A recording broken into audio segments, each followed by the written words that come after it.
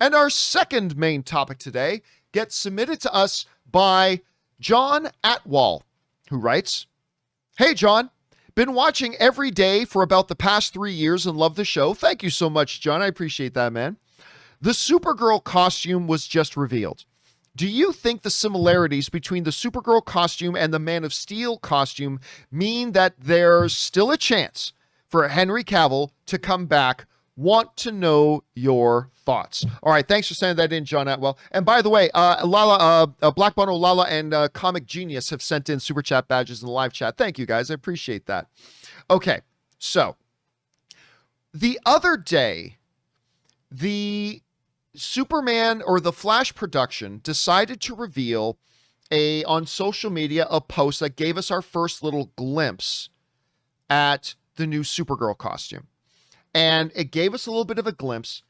And what we saw immediately made us think about Henry Cavill's Superman costume. There is clearly a very incredible similarity there. When you look at the texture of the costume, the tone of the colors, all that kind of stuff, it is very, very, very similar to Henry Cavill's Superman costume. Now, in that meantime, though, we have gotten actual set photos of Supergirl in the costume. Now, the first thing that I've heard people mention when they see the picture is, why does Superman not have, or why does Supergirl not have a cape? I believe the answer to that question is the reason why, if you saw a lot of set photos of Henry Cavill on set of the original Man of Steel, I think it's because they're probably doing with Supergirl here what they did with Henry Cavill's Superman, which is most of the time Henry Cavill had a CGI cape. And, you know, that was a little bit controversial when Zack Snyder initially made that decision. But you know what? When you watch the movie, it was a good decision because the cape always did exactly what they wanted the cape to do, the way it flowed, when it would move, how it would move. And I have a feeling the reason we're not seeing a cape here is because it's going to be CGI'd in. And I think there's probably going to be several elements that are going to be touched up digitally on the costume. That's just a standard thing.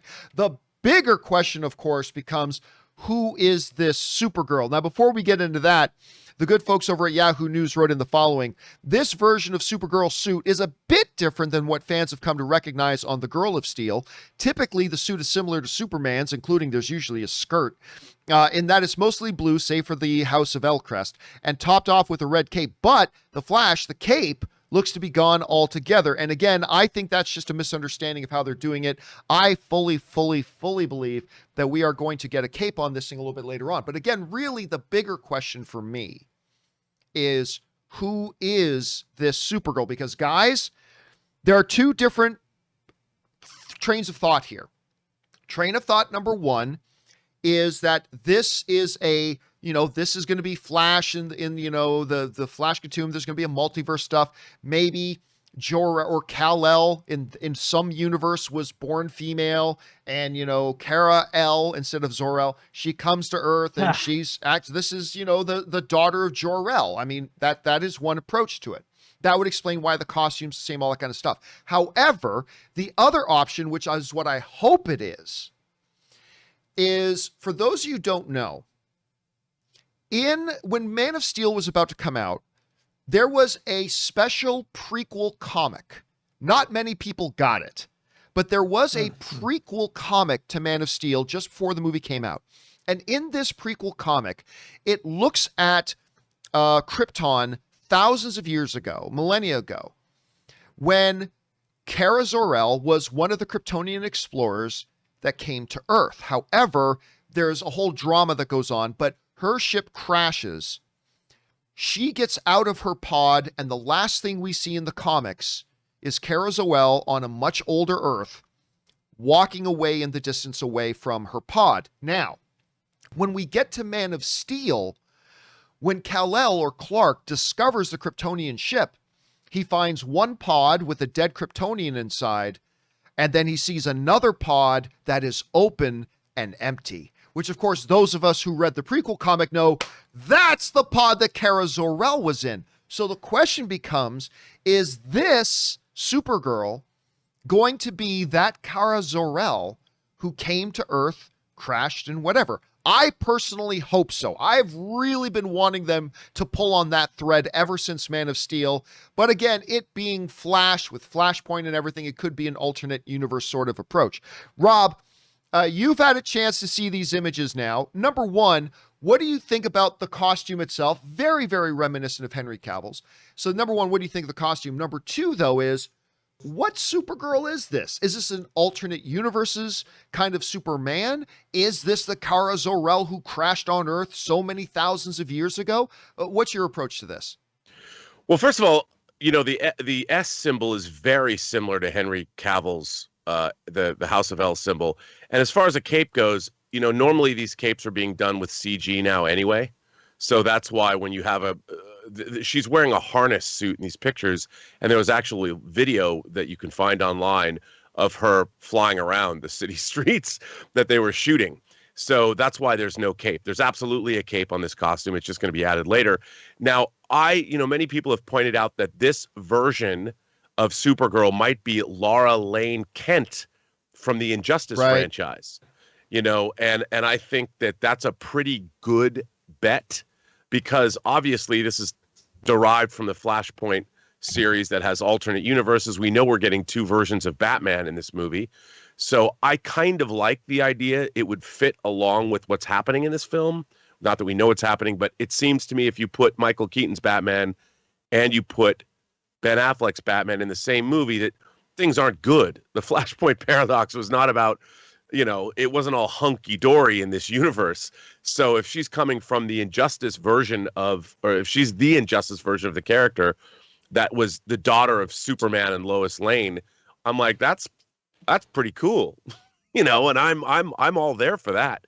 So again, it's all very mysterious, but I really like the incarnation of this character and how she looked. But everyone's, she's wearing a flight harness suit, which is why it looks the way it looks. And I guarantee you it won't have those fake abs as present when you see it in the final film as it does in those behind the scenes photos. But I thought it looked great. I thought she looked great.